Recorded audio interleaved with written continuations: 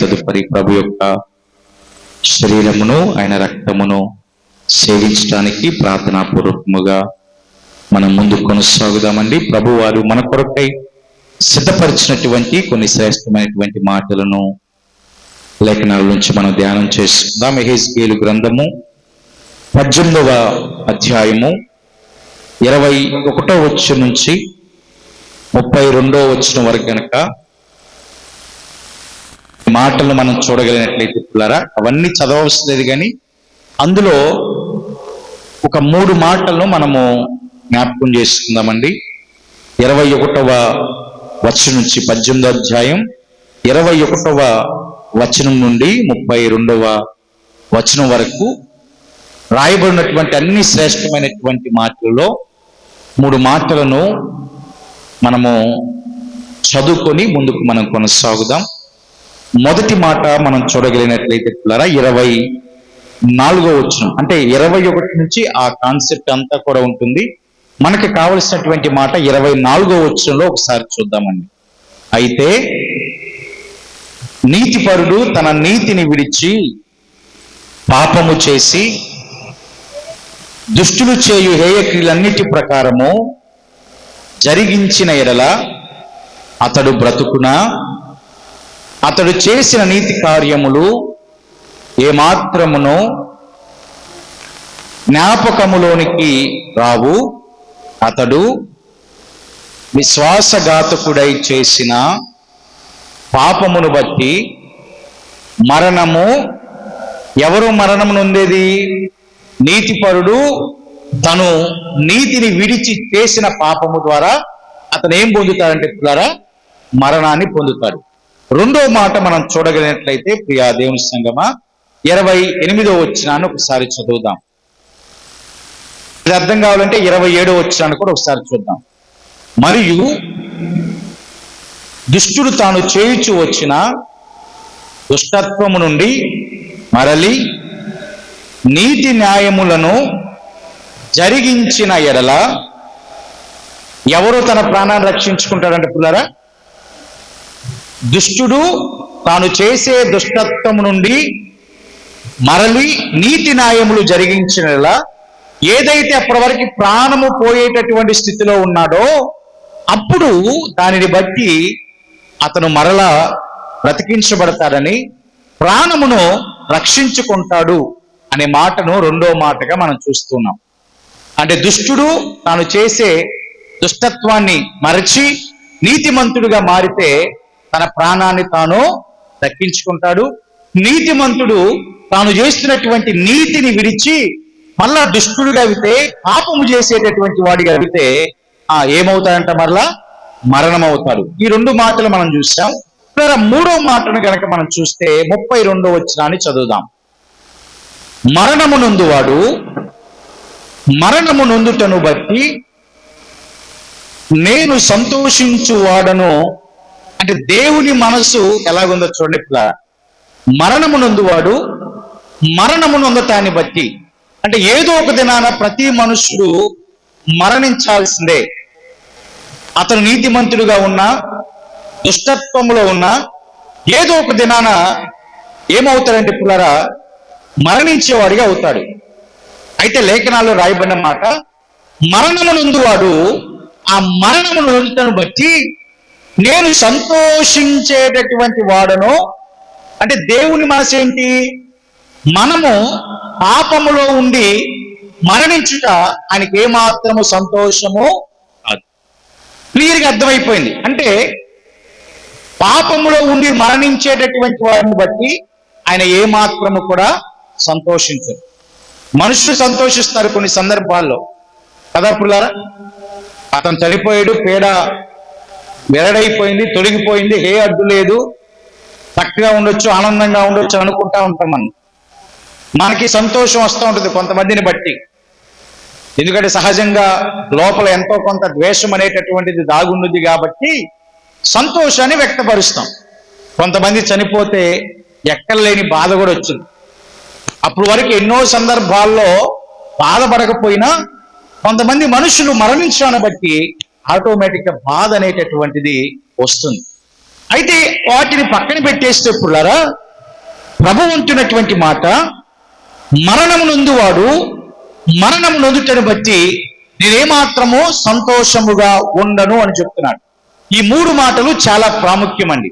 మొదటి మాట గనక మనం చూడగలిగినట్లయితే, నీతిపరుడు తన నీతిని విడిచి మరలా పాపములోనికి వస్తే, పాపము చేసేటటువంటి వాడిగా ఉంటే ఏమవుతాడంటే ఆ మనుష్యుడు మరణము, తను చేసిన పాపమును బట్టి మరణమవుతాడు.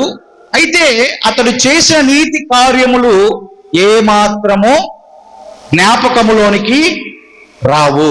అప్పటి వరకు చేసిన ఏ నీతి జ్ఞాపకములోనికి రాదు. ఎందుకంటే పుల్లరా, అక్కడ మెన్షన్ చేయబడినటువంటి ఒక మాట ఏంటంటే, అతడు విశ్వాసఘాతకుడుగా ఉన్నాడు అని.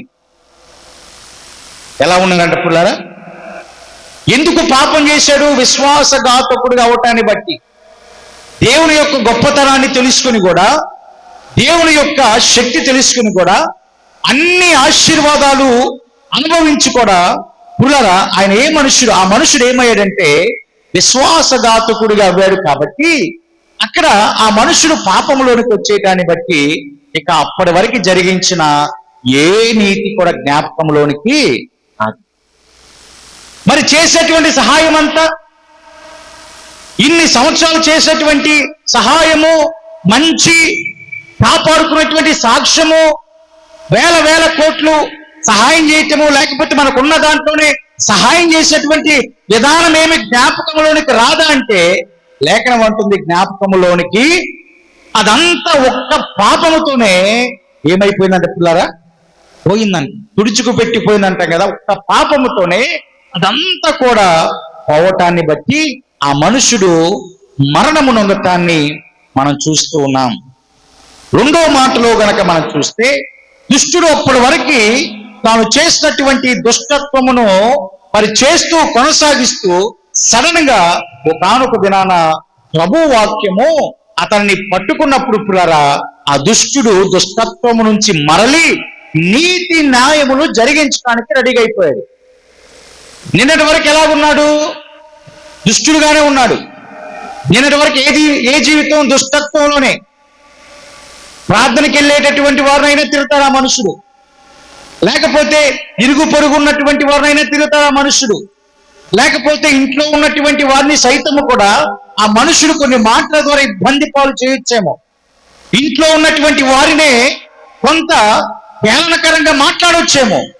కానీ ఆ మనుషుడికి ఈ దినాన జ్ఞానోదయము అవి పులరా, యేసు మాట అతని హృదయంలోనికి రావటాన్ని బట్టి, దేవుని వాక్కుకు విధేయత చూపటాన్ని బట్టి ఆ దుష్టత్వము నుంచి మరలి నీతి న్యాయములను జరిగించాడు. కాబట్టి తన ప్రాణమును రక్షించుకొనును అతడు ఆలోచించుకొని తాను చేయుచు వచ్చిన అతిక్రమ క్రియలన్నిటినీ చేయక మానెను గనుక అతడు మరణము నొందక ఆవశ్యముగా బ్రతుకును. దేవునికి స్తోత్రం. ఏం చేశాడంటే మానెను. అప్పటి వరకు చేసిన అతిక్రమ క్రియలన్నిటినీ ఆ మనుషుడు ఏం చేశాడంట? చేయక మానేశాడు. అంటే అబద్ధాలు చెప్పటం, లేకపోతే దొంగతనం చేయటం, అవిధేయుడిగా ఉండటం, నిన్ను తిడటం, నన్ను తిడటం, లేకపోతే గృహంలో ఉండేటటువంటి వాడిని తిడటం, లేకపోతే ఇరుగు పొరుగు ఉన్నటువంటి వాడిని తిట్టే అన్ని విషయాలు మానేశాడంట.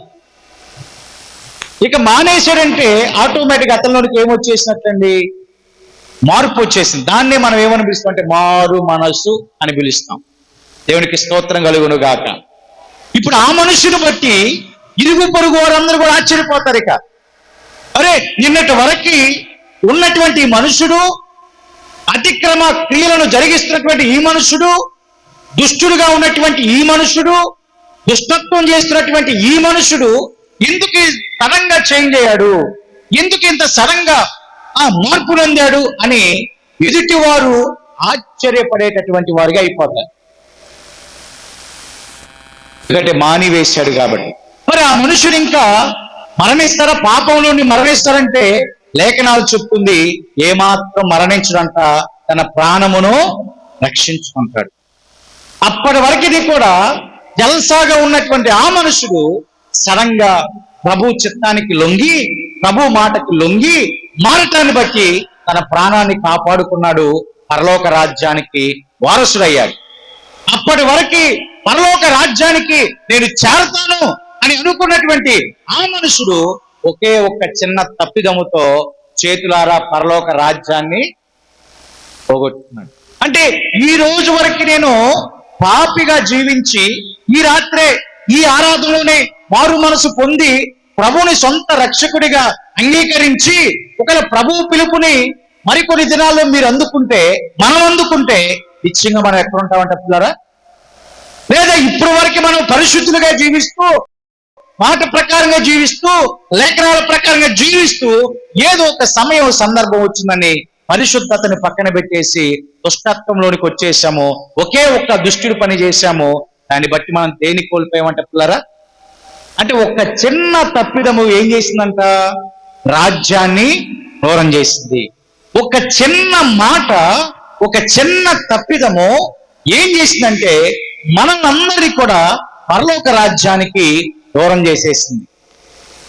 అప్పుడు ప్రభు అనుకుంటున్నాడు కదా, అటువంటి మనుషులు ఇప్పటి వరకు నీతిమంతులుగా జీవించి, ఇప్పుడు వరకు నీతిని అనుసరించి లేఖనాల్లో ఉన్నది ఉన్నట్లుగా నడిచిన ఆ మనుషుడు ఇలాగైపోయాడేంటి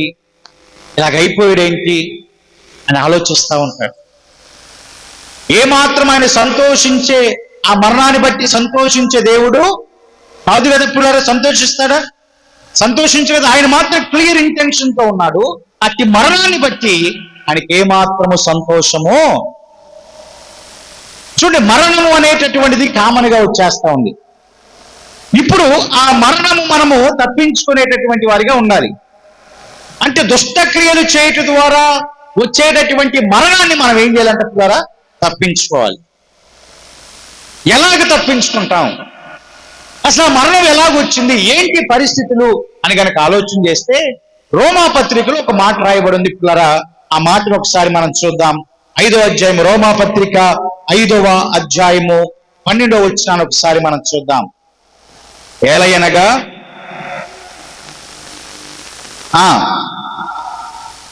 ఉండెను కానీ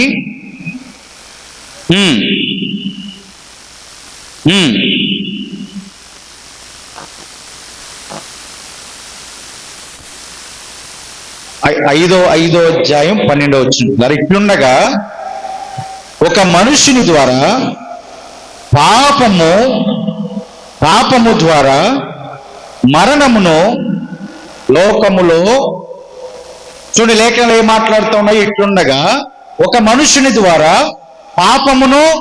పాపము ద్వారా మరణము. ఇందాక మనం మరణాన్ని గురించి మాట్లాడాం కదా పిల్లరా, ఆ మరణం వచ్చేస్తూ ఉందని కదా. ఇక చూసినట్లయితే ఒక మనుషుడి ద్వారా పాపము ద్వారా ఏమొచ్చింది, మరణము లోకంలోనికి వచ్చేసింది. ఇప్పుడు అంటే దీని అంతటికి మూలం ఒక్క మనుషుడే. ఒక్క మనుషుని పాపము ద్వారా, ఆ పాపము ద్వారా వచ్చినటువంటి మరణము లోకములోనికి ప్రవేశించింది. అలాగుననే మనుషులందరూ పాపము చేసినందున మరణము అందరికీ సంపాప్త, అంటే కింద ఫుట్ నోట్ లో రాయబడినటువంటి అర్థాన్ని గనక చూస్తే అందరి ద్వారా వ్యాపించెను, అందరి ద్వారా వ్యాపించింది. అంటే ఒక్క మనుషుని పాపము ద్వారా, ఆ పాపం నుండి వచ్చినటువంటి ఆ మరణము ఇప్పుడు అందరినీ కూడా ఏలతా ఉంది. ఇప్పుడు మనం ఏలేటటువంటి ప్రథమ అంశం ఏంటంటే మరణము. ఇప్పుడు మన నిత్యముగా ఏలేటటువంటిది ఒక విషయం ఏంటంటే మరణము.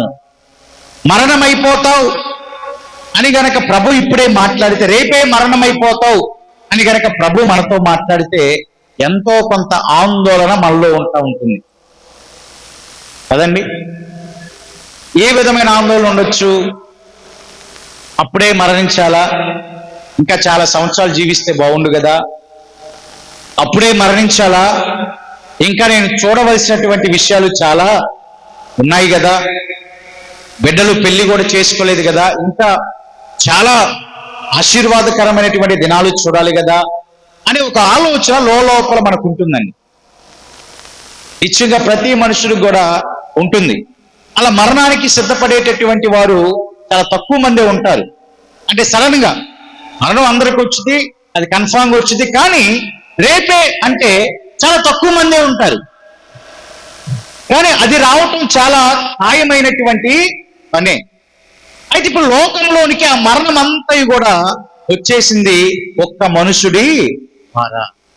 అదే రోమాపత్రిక ఉన్నటువంటి మరొక మాట గనక మనం చూడగలిగినట్లయితే పిల్లరా, చూద్దాం. అదే 5వ అధ్యాయము 19వ వచనాన్ని కూడా చూద్దాం ఒకసారి. ఏలయనగా ఒక మనుషుని అవిధేయత వలన, ఇందాకేమని చూసామంటే పిల్లరా, ఒక మనుష్యుని ద్వారా పాపం వచ్చింది, పాపము ద్వారా మరణము లోకంలోనికి వచ్చింది, అందరికీ సంప్రాప్తమైందని చూసాము. ఇక్కడ 19వ వచనంలో రాయబడిన మాట ఏంటంటే, ఒక మనుషుని అవిధేయత వలన అనేకులు పాపులుగా ఎలాగూ చేయబడిరో. అంటే ఒక్క మనుషుని అవిధేయత వలన అనేక మంది ఏం చేయబడ్డారండి? ఇప్పుడు పాపులుగా చేయబడ్డారు. అంటే ఒక్క మనుషుడు చేసిన ఆ పని, ఒక మనుషుడు జరిగించిన ఆ పని నీ నా నిమిత్తం ఏమి లేకపోయినా నిన్ను నన్ను ఎలా నిలబెట్టింది? పాపపు స్థితిలో నిలబెట్టింది. అంతే కదండి. ఒక మనుషుడు చేసిన ఆ అవిధేయత పని వలన చేయొద్దు అన్నప్పటికీ కూడా చేసిన ఆ అవిధేయత పని నీవు పాపం చేయకపోయినా, మనం పాపం చేయకపోయినా మన పాపులుగానే. ఎందుకు? అతని ద్వారా అందరికి వ్యాపించింది కదా అది. మనం కూడా ఇంకా నేర్చుకున్నాం కదా పిల్లరా. అదే విధమైనటువంటి అదే అవిధేయత మనం కలిగి జీవిస్తున్నాం కాబట్టి ఇక అందరికీ కూడా మరణము, ఆ పాపము ద్వారా మరణము వచ్చేసింది. దాని కంటిన్యూషన్ రాయబడిన మాట ఏంటంటే పిల్లరా, అలాగే ఒకని విధేయత వలన అనేకులు దేవునికి స్తోత్రం. చూడండి, ఒక మనుషుడి ద్వారా పిల్లరా పాపం వస్తే, మరణం వస్తే, రాయబడిన మాట ఒక మనుషుని అవిధేయత ద్వారా మరణం వస్తే, ఒక మనుషుని విధేయత ద్వారా అనేక మంది ఏమవుతున్నారంట? నీతిమంతులుగా తీర్చబడుతున్నారు. దేవుడికి స్తోత్రం కలుగును గాక. చూడండి, వచ్చేసిన అక్కడే దానికి సొల్యూషన్ మనకు దొరికిపోయింది. ఎందుకు ఆ పాపము ద్వారా మరణం వచ్చింది అని కనుక ఆలోచన చేస్తే, ఒకని అవిధేయత అంటే మన అవిధేయత ఇప్పుడు మనకేం తీసుకొచ్చింది? పాపాన్ని, తద్వారా మరణాన్ని తీసుకొచ్చింది. అదే అవిధేయత కాకుండా విధేయత కలిగి కనుక మనం జీవిస్తే ఏమవుతుందంటే పిల్లరా, నీతిమంతురాలుగా మనము తీర్చబడదుముగాక. దేవునికి స్తోత్రం. అంటే ఒక్క మనుషుడి ద్వారా వచ్చిన ఆ మరణమంతయు కూడా ఒక్క మనుషుని విధేయత ద్వారా ఘోరమవుతుందంటే. అప్పటి వరకు ఆ మనుషుడు వచ్చే అంతవరకు కూడా లోకం ఎలాగుండిపోయిందంటే చీకటిలో ఉండిపోయింది. లోకం ఎలాగుండిపోయిందంటే బంధకాల్లో ఉండిపోయింది. దేశ విదేశాలు ఎలాగుండిపోయింటే పిల్లరా, దాదాపుగా ఏమాత్రము హోప్ లేనటువంటి స్థితిగతులలో, పరిస్థితులన్నీ కూడా చేజారిపోయినటువంటి స్థితిగతులలో ఆ మనుషుడు వచ్చే అంత వరకు కూడా ఉండిపోయాయి. ఏం చేయాలో మనుషులకు అర్థం కావట్లా, ఆ పరిస్థితులు ఎలా ఎదుర్కోవాలో అర్థం కావట్లా, ఆ స్థితిగతుల నుంచి ఎలాగా విడుదల కావాలో అర్థం కావట్లా. ఆ పాపము ఏలుతా ఉంది, మరణము ఏలుతా ఉంది, సమస్యలు ఏలుతా ఉన్నాయి, బాధలు, ఇరుకులు ఏలుతా ఉన్నాయి పిల్లారా. దేవుడు చూస్తూ ఉన్నారు, ఎవ్వరు కూడా. యెహెజ్కేలు గ్రంథాన్ని గనక ఒకసారి మనం చూస్తే పిల్లరా, అక్కడ 22వ అధ్యాయంలో ఒక మాటను మనం చదువుదామండి. 22వ అధ్యాయము 30వ వచనాన్ని ఒకసారి మనం చూద్దాం. పాడు చేయకుండునట్లు ప్రాకారమును దిట్టపరచుటకును, బద్దలైన సందులలో నిలుచుటకును తగిన వాడెవడని ఒకడైనను ఎందుకు దేశమును పాడు చేయకుండానట్లు. అప్పటి వరకు అంతా కూడా పాపం ఏలుపడుతూ ఉంది కదా పిల్లరా, పరిస్థితులన్నీ కూడా చేజారిపోయినాయి. ఎవరు కూడా ప్రభువునకు విధేయత చూపకల్లా, దేవుడికి విధేయత చూపకల్లా, దేవుని మాటను ధిక్కరిస్తున్నాడు, దేవుని మాటనే కొలనాడుతున్నాడు, దేవుని మాటకే వ్యతిరేకముగా ఉన్నటువంటి ఆ యొక్క జనాభా అందరి కూడా దాదాపుగా నశించేటటువంటి స్థితిలోనికి వచ్చేశారు.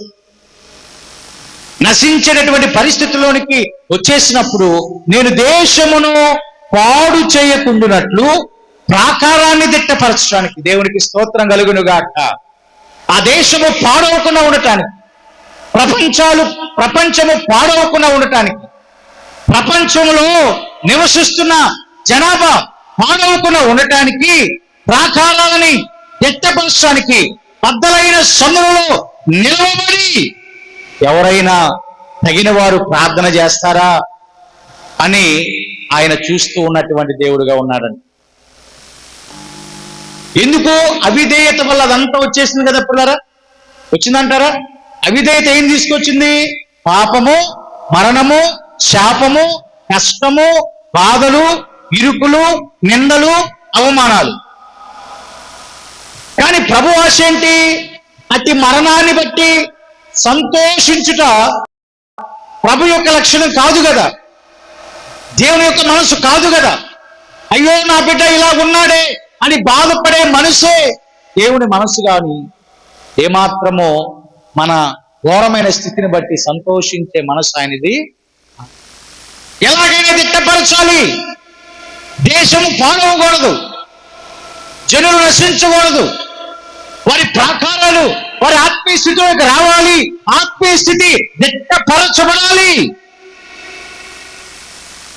అలాగవ్వాలంటే బద్దలైన సందులలో నిలవబడి ప్రార్థన చేసేటటువంటి వారు ఒకరు కావాలి, ప్రార్థన చేసేటటువంటి మనుషుడు ఒకరు కావాలి అని ఎంత విచారించినా అప్పుడు ఎవరూ కనపడలేదండి. ఇదే పరిస్థితి పిల్లరా ఇశ్రాయేలు జనాభా పిల్లరా నడుస్తున్నప్పుడు కూడా ఇదే పరిస్థితి ఎదురైంది కదండి. వారు ప్రతిదానికి మోషే గారికి అడ్డు చెప్తా వచ్చారు, ప్రతి విషయానికి దేవుని ధిక్కరిస్తూనే వచ్చారు, మోషే గారికి అడ్డు చెప్తూనే వచ్చారు, ధిక్కరిస్తూనే వచ్చారు. ప్రభు చూశారు దాదాపుగా తన దూడను కూడా చేసేసుకుని ఇదే దేవుడు అనే స్థితికి వారు చేశారు.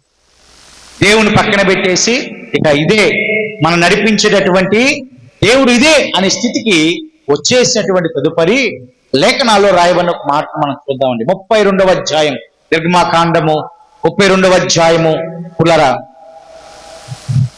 32వ వచనాన్ని ఒకసారి మనం చూద్దాం. అయ్యో నీవు వారి పాపమును ఒకవేళ పరిహరించితివా, లేని ఎడల నా పేరు తుడిచివేయమని ఎవరు బ్రతిమాలుచున్నారంట?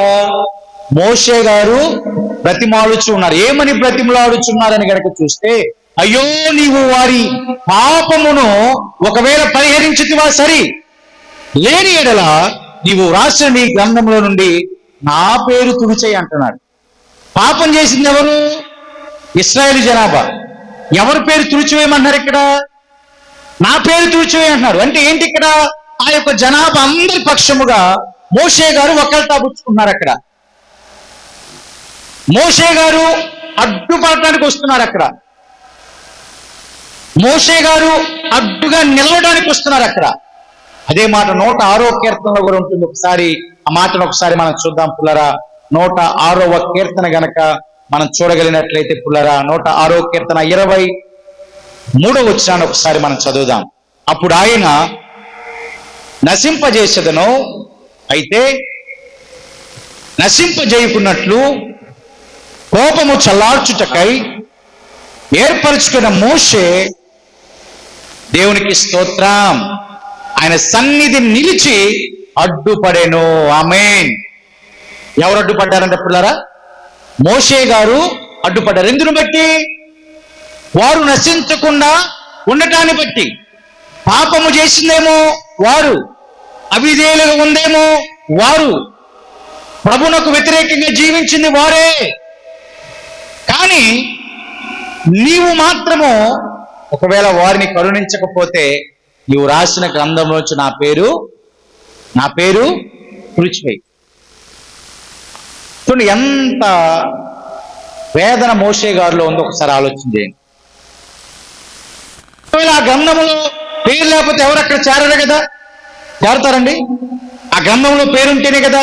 ఇదేమంటున్నాడు, అవసరమైతే నువ్వు రాసిన ఆ గ్రంథంలో నుంచి నా పేరు తీసేసాయి, వీళ్ళ మాత్రం నీవు ఏమి చేయద్దయా, క్షమించయ్యా, వారి మీద కరుణ చూపయ్యా, వారి మీద కృప చూపించయ్యా అని ఈయనేం చేస్తున్నా అంటే పిల్లరా, వేడుకొనుచు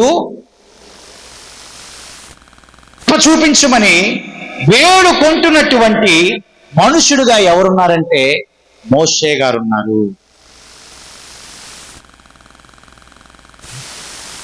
పరిహరిస్తావా?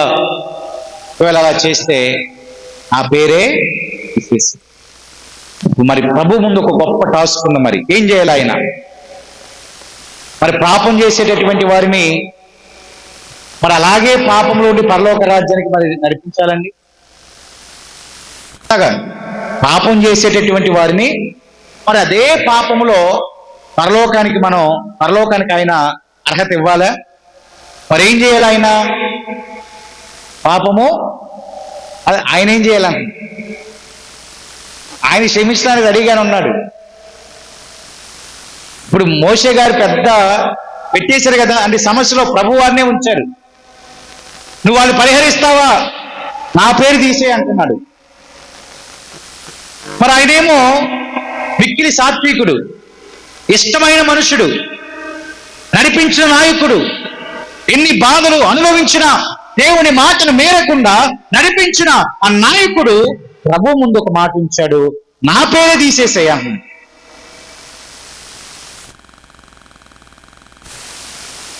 నా పేరే తీసేయ అన్నప్పుడు దేవుడు ఒక చక్కటి ఆలోచన చెప్పాడు. కంటిన్యూషన్ చదవ నిర్గమాకాండము 32వ అధ్యాయము. ఎవడు నా ఎదుట పాపము చేసెనో వాణి ప్రభు వారు ఏమన్నాడు చూడండి పిల్లరా, ఎవరు నా ఎదుట పాపము చేసెనో వాణి మాత్రమే నా గ్రంథంలో నుంచి తుడిచివేస్తా. ఎవరు నా ఎదుట పాపము చేయడో వారు నా గ్రంథంలోనే వారి పేర్లు ఏం చేస్తాను, లిఖిస్తాను. దేవునికి స్తోత్రం. అంటే ఇప్పుడు ప్రభు వారు క్లియర్గా ఆన్సరింగ్ చేశాడు, జవాబిచ్చాడు. మోషే గారికి ఏమని ఇచ్చారు? సరే నువ్వు అలా అన్నావు కాబట్టి ఓకే, సరే అందరూ నేను నశింపు చేయను, కానీ ఎవరైతే పాపం చేస్తారో ఏమన్నారంట ప్రభు వారు, ఎవరైతే పాపము నా ఎదుట పాపము ఎవరైతే చేస్తారో వారిని మాత్రము నా గ్రంథంలో నుంచి తుడిచివేస్తాను, ఇక ఇది నిశ్చయమే. ఇప్పుడు అదే మాట కదా మన హెజ్కేల్లో చదువుకుంది. ఇప్పుడు ఎవరు పాపము చేస్తారో పాపం చేసేటటువంటి వారి పేర్లు ఆ గ్రంథములో ఉన్నవి. దుష్టుడు ఎప్పుడైతే తాను చేస్తున్న దుష్టత్వం నుంచి విడుదల పొంది నీతిమంతుడిగా మార్చబడతారో అప్పటి వరకు గ్రంథంలో ఆ పేరు లేకపోయినా మార్చబడిన విధానాన్ని బట్టి గ్రంథములో అతని పేరేమవుతుందంట, లిఖించబడుతుంది. అప్పటి వరకు నీతిమంతులుగా జీవిస్తూ ఉన్నా ఒకానొక సందర్భంలో తాను చేసిన దుష్టత్వాన్ని బట్టి ప్రభు ఏం చేస్తాడంట, తన గ్రంథంలో పేరు లిఖించడు. అంటే ఇప్పుడు క్లియర్ గా ప్రభు ఒక మాట చెప్పేశాడు. ఏమని చెప్పాడంటే, నా ఎదుట ఎవరైతే పాపము చేస్తారో వారి పేరు మాత్రము ఆ గ్రంథములో ఉండదు, మిగిలిన వారందరి పేర్లు. అంటే దాని అర్థం ఎవరైతే పాపము చేయకుండా ఉంటారో, దేవునికి స్తోత్రం, ఎవరైతే పాపము చేయకుండా ఉంటారో, ఎవరైతే విధేయతతో ఉంటారో, ఎవరైతే విధేయత కలిగి జీవిస్తారో వారి పేర్లు మాత్రము నిశ్చయంగా ఎక్కడ ఉంటాయంట పిల్లరా, జీవగ్రంథములో. ఇప్పుడు మన పేర్లు ఎక్కడున్నాయి? దేవునికి స్తోత్రం కలుగును గాక. ఇప్పుడు మన పేర్లు ఎక్కడున్నాయి పిల్లరా? ఇందాక ఏమని చెప్పారు మోషే గారితో, నా ఎదుట పాపం చేస్తే గనక వారి పేరు నిశ్చయంగా ఉండవు. నిశ్చయముగా పాపాన్ని విడిచి నీతిమంతులుగా అయితే మాత్రము ఒక్క దినము నీతిమంతులుగా జీవించిన, ఆమేన్, ఒక్క దినము ఆ పాపి మారు మనసు పొంది పశ్చాత్తాపపడి యేసుక్రీస్తు నామమును ఒప్పుకొని బాప్తిస్మముతో పరిశుద్ధాత్మ ప్రభావముతో ఆ బిడ్డ ఒక్క రోజు జీవించిన, ఆమేన్. సంవత్సరాలు అవసరమా పిల్లారా? ఒక్క రోజు జీవించిన ఇక ఆ క్రియలేమి ప్రభువు జ్ఞాపకము చేసుకొని అంటున్నాడండి. పూర్వకాలంలో చేసిన ఆ క్రియలు, ఆ పనులని నేను జ్ఞాపకము చేసుకోను. ఒక్క రోజు.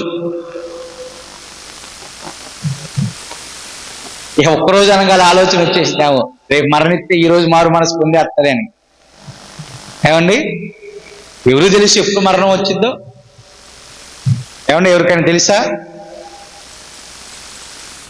ఎవరికి తెలియదు. తెలిస్తే ఆ మరణాన్ని కూడా డబ్బులు ఇచ్చి కొనేసేమైంది. ఏమండి, ఆస్తులు అమ్మి మరీ కొనేస్తాం మనం. ఇక మరణం లేదు అబ్బాయి, ₹1,00,000 పెట్టి కొనుక్కో అంటే ఆ ₹1,00,000 సంపాదించడానికి ప్రయాసపడతాం మనం జీవితాంతం కదా పిల్లారా. అంటే చూడండి, ఇక్కడ మనం మారు మనసు పొంది గనక జీవిస్తే మన పేర్లు అక్కడ గుర్తించబడతాయండి. మరి ఆయన చెప్పేశాడు, మోషే అడ్డుపడ్డాడు కదా. మోషే అడ్డుపడినప్పుడు, అయ్యా నువ్వు మోషే అడ్డుపడొద్దు, సరే అడ్డుపడ్డావు కాబట్టి ఒక పరిష్కారాన్ని ఇస్తున్నాను, బయట పాపం చేసేటటువంటి వారి పేర్లు మాత్రము వారి పేర్లు ఏమాత్రం అక్కడ, ఇక దీనికి మోషే అడ్డు చెప్పడానికి ఉందా? లేదు. అంటే ఇప్పుడు బంతి ఇశ్రాయేల్ కోర్టులోనికి వచ్చేసింది అంటే వారు గనక ఆ పాపం నుంచి బయటకు వచ్చేస్తే పేరు ఎక్కడ ఉండిద్ది? గ్రంథంలో ఉండిద్ది. అంటే వారు చేస్తున్నటువంటి పనులు బట్టి వారి పేరు ఎక్కడ ఉండాలో ఆధారపడి ఉంది పిల్లారా. మనం చేస్తున్న క్రియలను బట్టి మన పేరు ఎక్కడ లిఖించబడుతుందో అక్కడ అంతా కూడా ఆధారపడి ఉంది. అంటే ఒక్క రోజు చాలు పిల్లారా, ఒక్క రోజు చాలు. మారు మనస్సు పొంది పశ్చాత్తాపపడి యేసుక్రీస్తు నామములో బాప్తిస్మమును పొంది పరిశుద్ధాత్మ వరముతో నింపబడి ఒక్క దినము ఉండి మనం మరణించిన ఎక్కడుంటామండి మనం? దేవునికి స్తోత్రం. ఒక్క దినము పరిశుద్ధంగా జీవించిన, ఒకవేళ మారు మనసు పొంది రెండో రోజు చనిపోతే ఇచ్చింగా అక్కడే ఉంటామని. అంటే దేవుని కృప ప్రేమ ఆలోచించండి ఒకసారి. ఇప్పుడు దాకా 60 సంవత్సరాలు చేసిన పాపమంతా పోయింది, 30 సంవత్సరాలు చేసిన పాపమంతా పోయింది, సోన స్థితిలో చేసిన పాపమంతా పోయింది. మారు మనసు పొంది ఒక్కరోజే, లేదా ప్రభు బలలో పాలు పొంగులు పొంది ఒక్కరోజే, ఒక్క దినమే కాదు, ఒక పరిశుద్ధ దినమే ప్రభు సన్నిధిలోకి వచ్చాడు. అయినా ఒకసారే వచ్చావు కదా, ఒకసారే శరీరాన్ని భుజించావు కదా, ఒకసారే ప్రభు సన్నిధిలోకి వచ్చావు కదా అని ప్రభువు పరలోకానికి నీవు రావు, పరలోకానికి రాకుండా ప్రభు ఏమాత్రం అడ్డుపడ్డండి అక్కడ. ఎందుకంటే ఆ క్రియలన్నీ కూడా ఆయన రక్తముతో కడగబడ్డాయి. దేవునికి స్తోత్రం కలుగును గాక. అందుకే అక్కడ లేఖనంలో రాయబడింది, విధేయత వలన, ఒకని అవిధేయత వలన పాపం వచ్చేస్తే ఒకని విధేయత వలన ఏమొచ్చిందంటే పిల్లరా, రక్షణ వచ్చింది. ఒకని విధేయత వలన వెలుగు వచ్చేసింది. దేవునికి స్తోత్రం. హల్లెలూయా, హల్లెలూయా.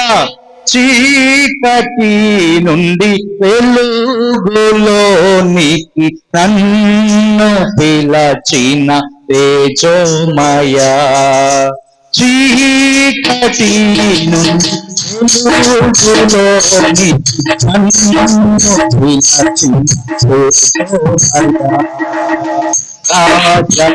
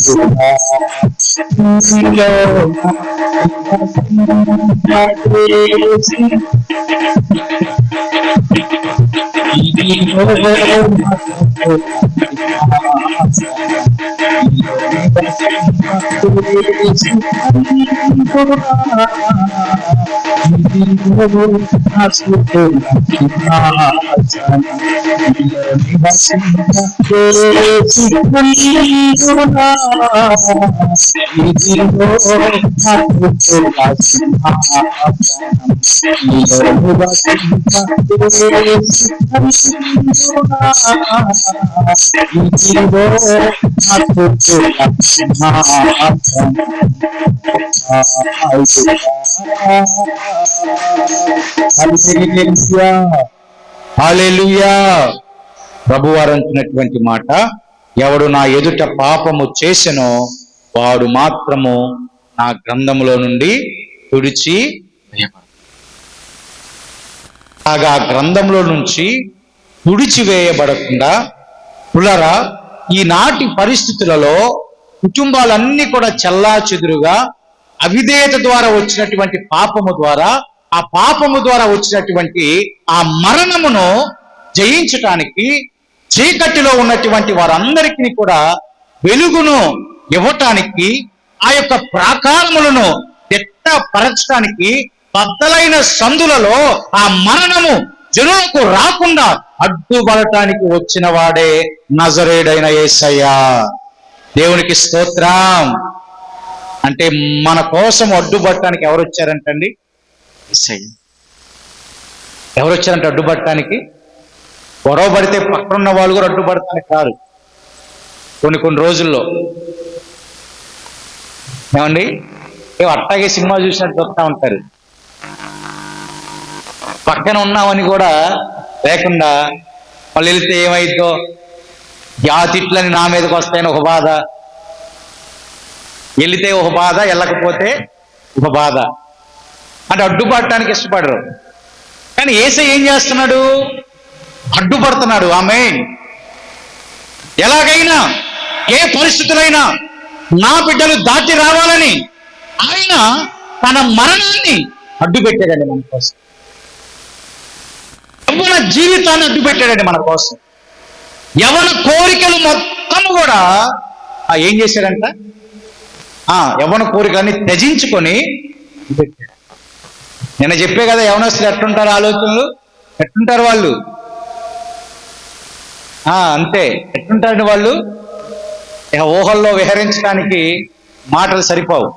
కానీ ఆ జీవితాన్ని ఆయన ఏం చేశాడు? అడ్డు పెట్టారండి. ఎవరి కోసం అంట? ఇక్కడ కూర్చున్న మనందరి కోసము, ఈ మైకు ద్వారా మాటలు వింటున్న మన గ్రామస్తులందరి కోసం. దేవునికి స్తోత్రం. ఎవరు అడ్డుపడింది? ఎవరు మనకు అడ్డుపడింది? ఎందుకోసం?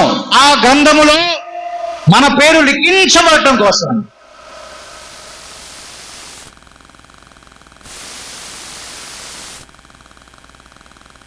ఎంతవరకు మన పేరు లిఖించబడ్డాయో కొన్నిసార్లు మన గృహంలో ఉన్న వాళ్ళే మన పేర్లు లిఖించబడకుండా అడ్డుపడతారు వాళ్ళు. ఏమండి, మన గృహంలో ఉన్న యజమానులే మన పేర్లు నిజం కాదా పిల్లరా? లేకపోతే ఈ మందిరాలు ఏంది ఇంత ఖాళీగా ఉంటాయి? ఖైర్లిపాలు 7 కాదు 70 ఉన్నా సరిపోయి ఇంకా అందరు కనుక వస్తే. దేనికి స్తోత్రం, అవునా కాదా పిల్లరా? అంటే ఇంకా ఎందుకు వారికి ఇంకా అర్థం కావట్లా. ఎందుకోసము యేసుక్రీస్తు ప్రభువారు వచ్చారు, ఆయన ఎందుకోసం మరణించారంటే, ఎందుకోసం మరలా తిరిగి లేచారంటే మన కోసమే. ఒకని అవిధేయత ద్వారా వచ్చినటువంటి పాపం కోసము, ఒకని అవిధేయత ద్వారా వచ్చిన మరణము కోసము, మన కుటుంబము వారు అడ్డుపడకపోయినా ఆయనే వకల్తా పుచ్చుకొని మన కోసం అడ్డుపడటానికి వస్తే, మన గృహంలో ఉన్న యజమానులో బిడ్డలో వాళ్ళు అడ్డుపడుతున్నారు. ఇప్పుడు మనకి వెళ్ళటానికి వీల్లేదు. ఆయనే అడ్డుపడుతున్నాడు నరకానికి వెళ్లకుండా ఉండాలి. ఆయన అడ్డుపడతా ఉంటే మన గృహంలో ఉన్న ఆ బిడ్డలేమో నువ్వు నరకానికే వెళ్ళాలి ఏమంటున్నారంటండి? అంటే వారి ఇన్నర్ ఆ ఫీలింగ్ అంటారు కదా, ఎందుకు ప్రార్థనకి నువ్వు ఎందుకు వెళ్తున్నావు అని అడ్డుపడుతూ ఉంటే దాని అర్థం ఏంటి? ఒకవేళ వారికి దాని గురించి సరైన సమాచారం తెలియకపోవచ్చేమో, దాని గురించినటువంటి సరైనటువంటి ఇన్ఫర్మేషన్ తెలియలేకపోవచ్చేమో. కానీ ఎక్కడో ఒక చోట ఏదో ఒక సందర్భంలో వారు కూడా వాక్యాన్ని వింటారు కదా. అడ్డుపడే వారు కూడా ఏదో ఒక సందర్భంలో ఏమింటారండి? వాక్యాన్ని విన్నప్పుడు ఆ వాక్యంలో వారు విన్న మాట ఏంటి?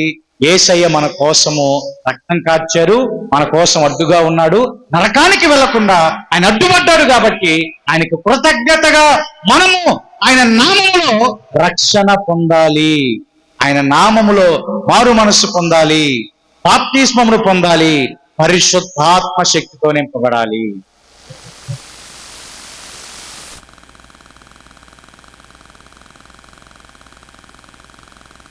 చనిపోయారు. ఒక్కసారి సమయం అనేటటువంటి ఇంక లేదు.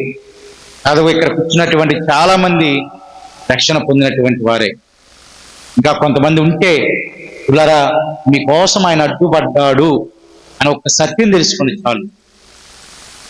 ఆ సత్యం హృదయంలో ఉంటే ఇక నీ యజమానుడు అడ్డుపడ్డా నువ్వు ఆ మాట కూడా ఇంకా రక్షణ పొందాల్సిందే. దేవునికి స్తోత్రం. పొందితేనే పరలోక రాజ్య ప్రవేశమని తెలుసుకున్న నీవు ఎవరు అడ్డుపడినా ఇక వినకుండా ఆయన నామములో రక్షణ పొందటానికి నిన్ను నీవు సిద్ధం చేసుకుంటావు. కానీ సిద్ధం చేసుకోకుండా ఒకవేళ మరణిస్తే ఆ మరణాన్ని బట్టి పుల్లరా ఆయన సంతోషించే దేవుడు. ఎంతో మంది మన గ్రామంలో మరణించారు. ఎవరు ఎప్పుడు ఎలాగా మరణించారు మనకైతే తెలియదు. వారి ఆత్మీయ స్థితి ఏంటో మనకైతే తెలియదు. కొంతమంది బిడ్డల ఆత్మీయ స్థితి అయితే మనకు తెలుసు, కానీ కొంతమంది బిడ్డల ఆత్మీయ స్థితి మనకు తెలియదు. వారు ఎలా ఉన్నారో వారికే తెలుసు. ఒకవేళ వారు గనక లేపబడకపోతే, ఒకవేళ వారు గనక ఎత్తబడిన గుంపులో లేవకపోతే ఎవరు బాధ్యులు?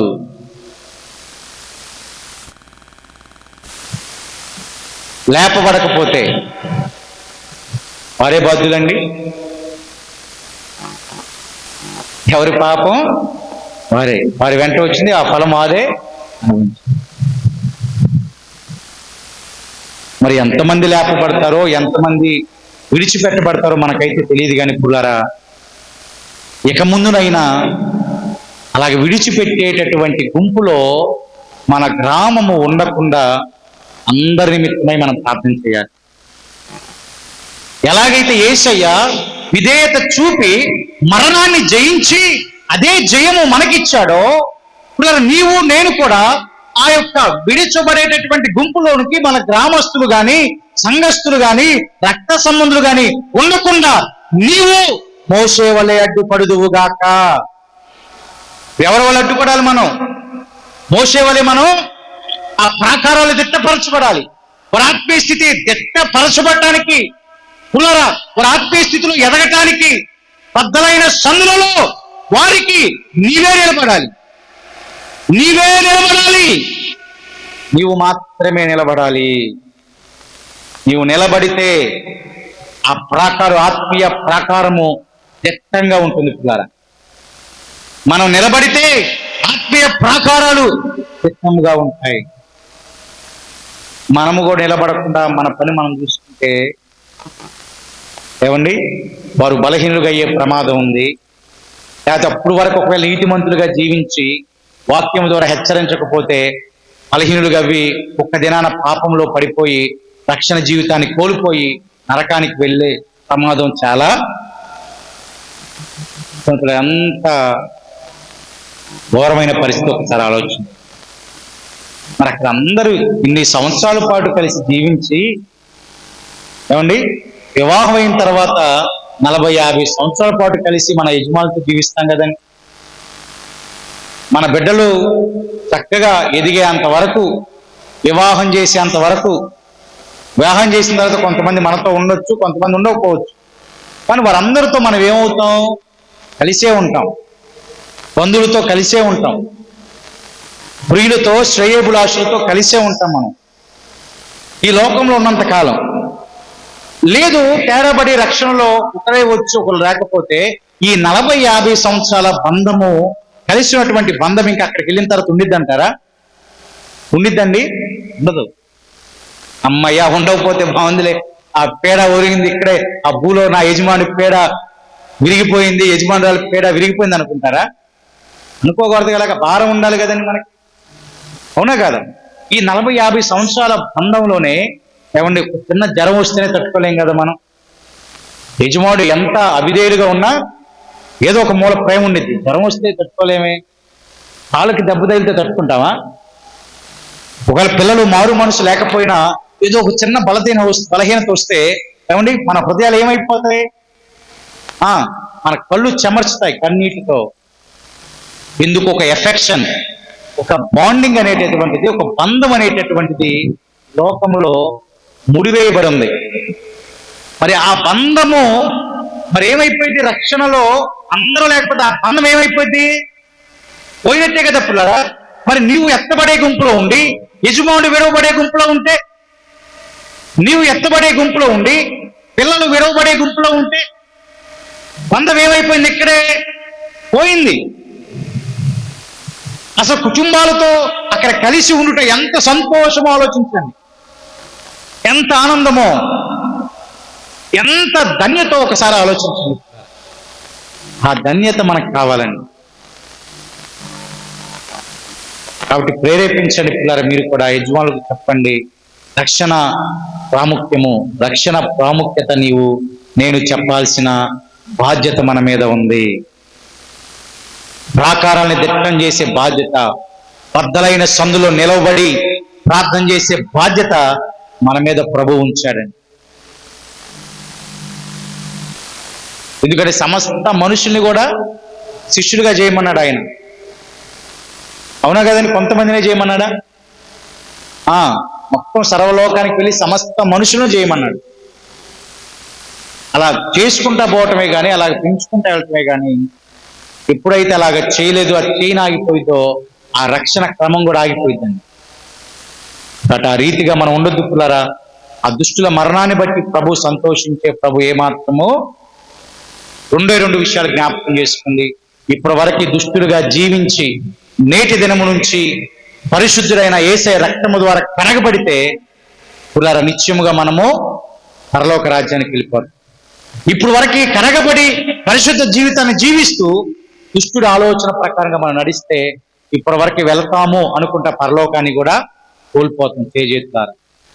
కాబట్టి అదంతా పరిస్థితులు మనకు రానియకుండా, మన ఇరుగు పొరుగు వారికి, మన బంధువులకు రానియకుండా నీవు అడ్డుపడే గొప్ప ధైర్యమును ప్రభువు మీకు అనుగ్రహించును గాక.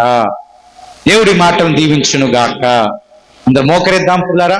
ప్రార్థనాపూర్వకంగా ముందుకు మనం కొనసాగుదాం. ప్రభు యొక్క యవన శరీరమును ఆయన యవన రక్తమును మనం స్వీకరిద్దాం పిల్లారా. అంత్యదినమున అతి వారిని ప్రభు జ్ఞాపకం చేసుకుంటాను అని ఆయన లేఖనాలు మాట్లాడుతూ ఉన్నాయి. పుల్లరా, మారు మనస్సు, బాప్తీసు అనుభవము, పరిశుద్ధాత్మ ప్రభావముతో నింపబడినటువంటి నీవు ప్రభు శరీరాన్ని తీసుకోవడానికి వెనకడుగు వేస్తున్నావా?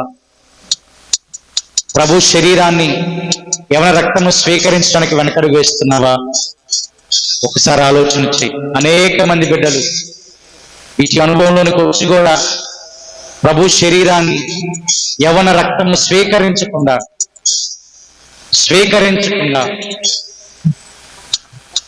ఏమవుతుందిలే అనే నిర్లక్ష్యముతో, ఏమవుతుందిలే అనేటటువంటి అవిధేయతతో అనేక మంది బిడ్డలు ఉంటున్నారు.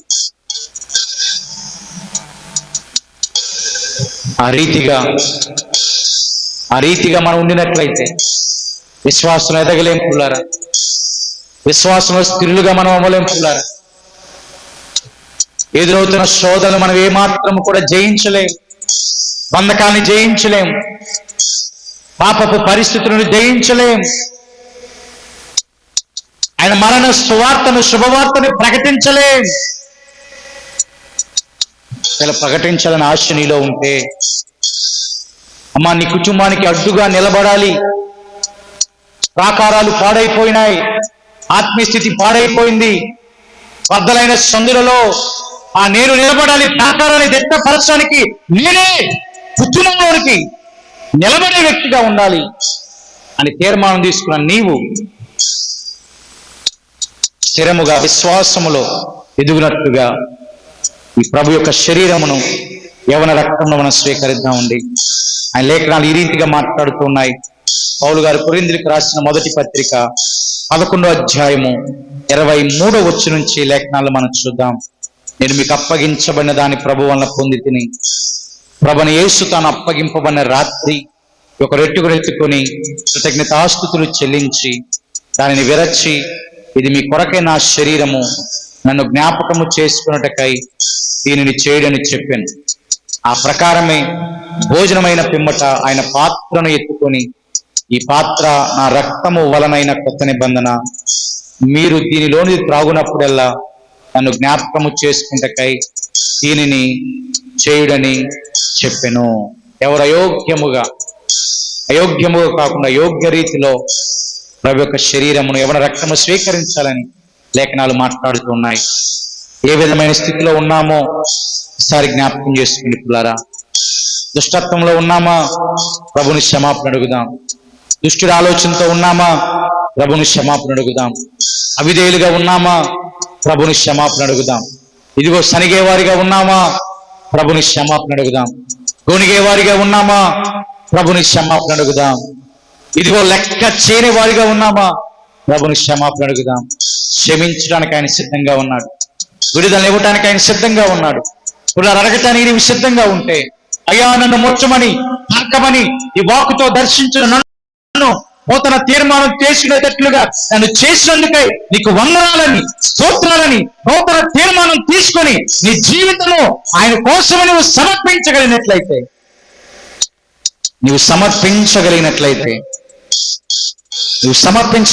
పుల్లారా, ఆయన నీకు అడ్డుగా నిలబడి ఉన్నత ఆత్మీయ స్థితి నీకు ఇవ్వబోతున్నాడు. ఉన్నత కృప ఆయన నీకు ఇవ్వబోతున్నాడు. ఉన్నత బలముతో ఆయన నింపబోతున్నాడు. సిద్ధపాటు కలిగిన వారు మీరున్న స్థలములో లేచి నిలబడినట్లయితే ప్రార్థనాపూర్వకంగా ఈ కార్యంలో ముందుకు మనం కొనసాగుదాం.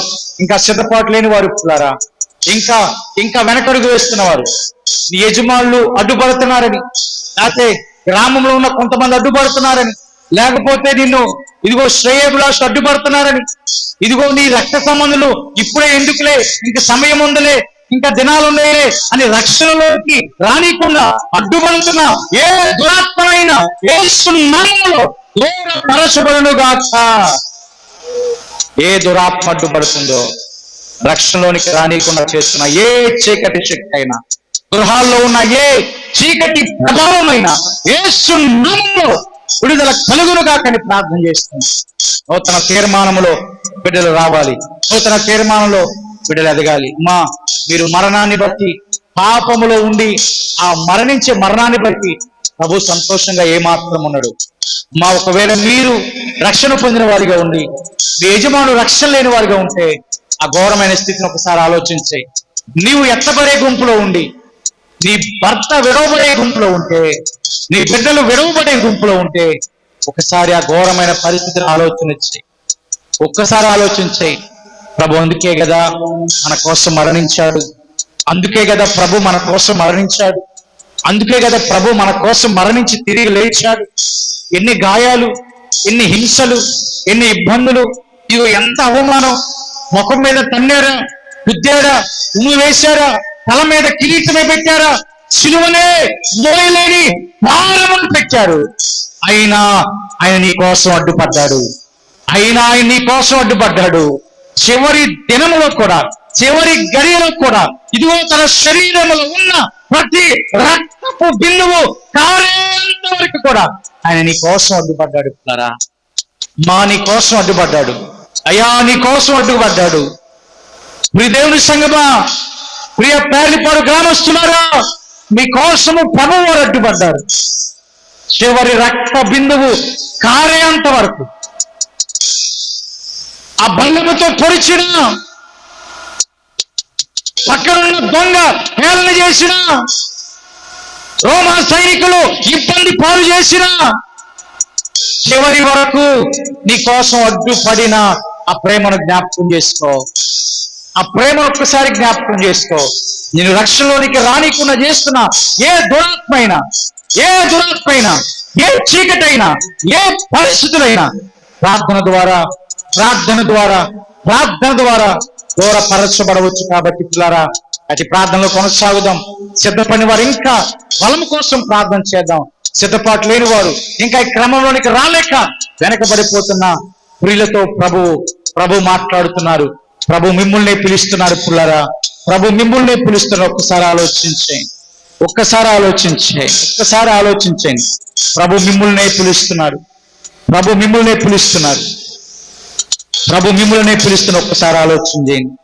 ఒక్కసారి ఆలోచించేయండి. ప్రభు మిమ్మల్ని పిలుస్తున్నాడు. రక్షణ జీవితంలోనికి రావాలని ప్రభు పిలుస్తున్నాడు. పుల్లారా, ప్రభు పిలుస్తున్నాడు. ఆ ప్రేమను, త్యాగాన్ని ఒకసారి జ్ఞాపకం చేసుకో.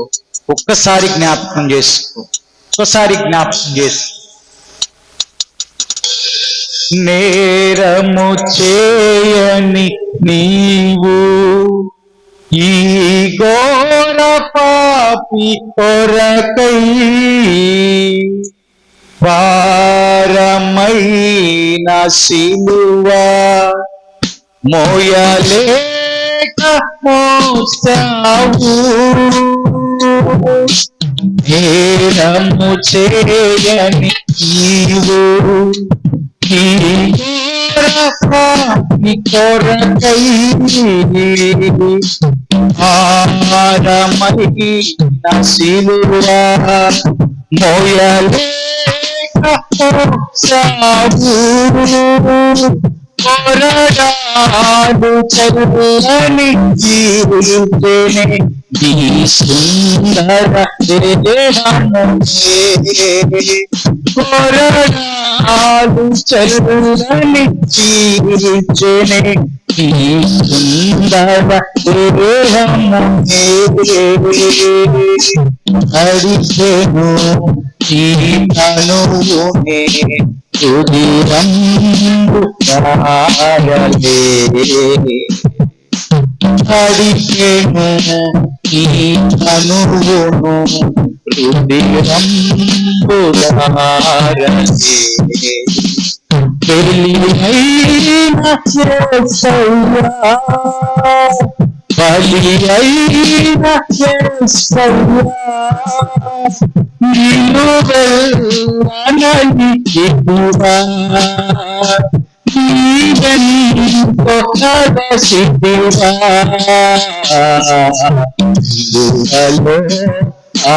నిలువలో ఆఘోర కలువరిలో నిలువలా మధ్యలో వేలాడిన యేసయ్యా,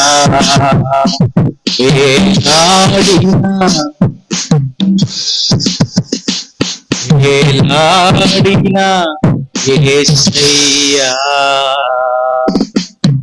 వేలాడిన యేసయ్యా. ప్రార్థనలు అలాగే ముందుకు కొనసాగుదాం. పాస్టర్ గారు ప్రార్థనలు నడిపిస్తూ ఉంటుండగా ప్రభు శరీరమును యవన రక్తమును మనం స్వీకరిద్దామండి.